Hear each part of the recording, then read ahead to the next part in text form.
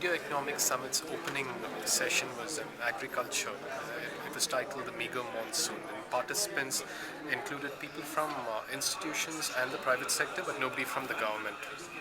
The participants were Margaret Catley Carlson from the Global Water Partnership in Sweden, Karan Chanana from Amira Foods, which is an export company, Kevin Eicherman, who heads Archer Daniels Midland, which is again into agricultural business, Shekhar Natarajan from Monsanto India, which is into seeds, and Kushal Pal Singh from the National Institute of Agriculture, which is an institute which does research in the area.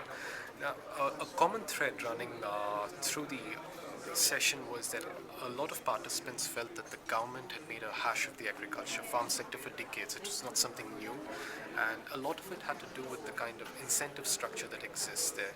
Farmers are not able to manage risk, which is enormous in agriculture because of the erratic monsoon and fluctuating prices.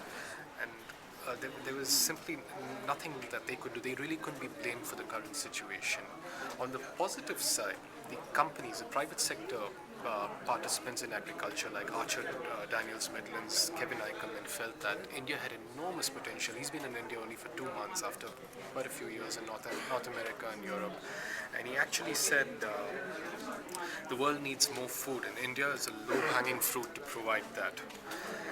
And Margaret Carlson felt that water was going to become a big issue in India because already quite a few states which are busy fighting amongst themselves for water resources. And she said the only lesson that one could give right now is that there's no central or single solution for water problems, and it really needed to be done at a state level or done at the ground level. There would be multiple solutions. And during the course of the session, the role of organized retail in agriculture came up because of the strong linkages between organized retail and agriculture. Kushal Pal Singh, who spoke on behalf of the farmers as the Vice President of National Institute of Agriculture, said that he felt that there was a discordant note when it came to organized retail.